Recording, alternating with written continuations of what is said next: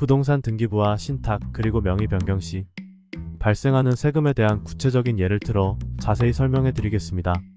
소유권 이전 등기. 예시 홍길동이 자신의 아파트를 김철수에게 매매했습니다. 이 경우 부동산 등기부의 갑구에 김철수 명의로 소유권 이전 등기가 이루어집니다.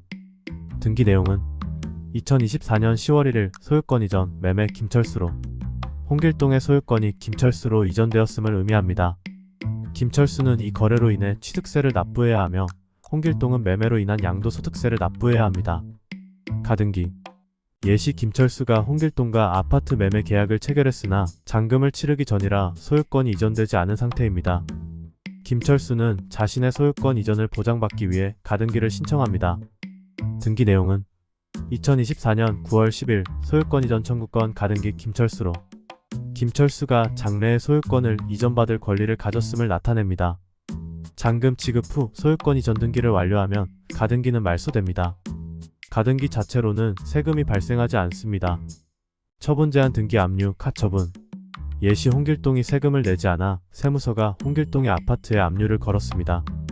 등기 내용은 2024년 10월 5일 압류 서울세무서 결정으로 압류가 걸린 상태에서는 홍길동이 아파트를 자유롭게 매매하거나 처분할 수 없습니다. 압류 자체는 세금과 관계없지만 압류 해제를 위해 채무를 변제해야 합니다. 저당권 근저당권.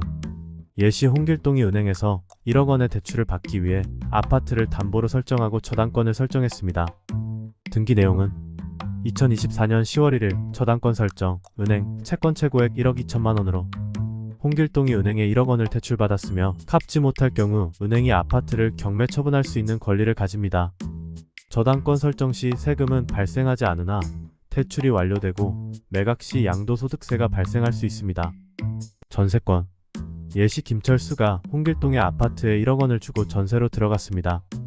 등기 내용은 2024년 10월 1일 전세권 설정, 임차인 김철수, 전세금 1억 원으로 김철수가 전세금을 지급하고 일정 기간 아파트에 거주할 권리를 가졌습니다. 전세권 설정 시 김철수는 세금을 내지 않지만 홍길동은 전세금을 받을 때 임대소득세를 납부해야 할 수 있습니다. 압류. 예시 홍길동이 세금을 내지 않아 부동산에 압류가 걸렸습니다.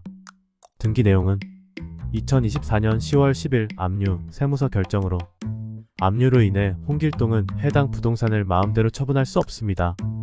세금을 내지 않으면 압류가 걸리고 그 후에도 납부하지 않으면 경매 절차가 진행될 수 있습니다.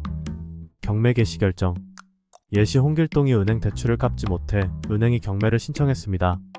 등기 내용은 2024년 11월 1일 경매 개시 결정 은행으로 은행이 대출금을 회수하기 위해 경매를 개시했음을 의미합니다.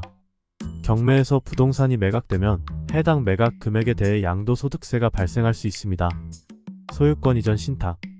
예시 홍길동이 부동산을 신탁회사에 신탁하기로 결정했습니다. 이로 인해 등기부의 신탁회사가 소유자로 등기됩니다.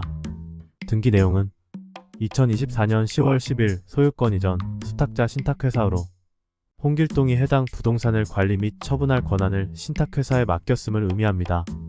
이 경우 실질적인 소유권 이전이 아니기 때문에 양도소득세는 발생하지 않습니다. 신탁말소 등기. 예시 홍길동이 신탁을 해지하고 다시 자신의 명의로 부동산을 돌려받았습니다. 등기 내용은 2025년 10월 1일 신탁말소 소유권 이전 홍길동으로 신탁이 종료되어 홍길동이 부동산의 소유권을 다시 회복했습니다. 신탁 해지 자체는 세금이 발생하지 않지만 이후 부동산을 처분하면 양도소득세가 발생할 수 있습니다. 신탁자에서 수탁자로 명의 변경 시 홍길동이 자신의 건물을 신탁회사에 신탁하여 수탁자 명의로 등기했습니다. 이 경우에는 양도세가 발생하지 않습니다. 신탁은 소유권을 단순히 수탁자에게 맡기는 것이지 실질적으로 부동산이 매매되거나 소유권이 완전히 이전된 것이 아니기 때문에 양도소득세가 발생하지 않습니다. 정리하면 소유권 이전은 매매, 상속 등의 사유로 소유권이 이전되면 양도세와 취득세가 발생합니다. 신탁 설정 신탁자에서 수탁자로 명의가 변경되더라도 양도세는 발생하지 않습니다. 신탁 해제 후 부동산 매각이 이루어지면 양도세가 발생합니다.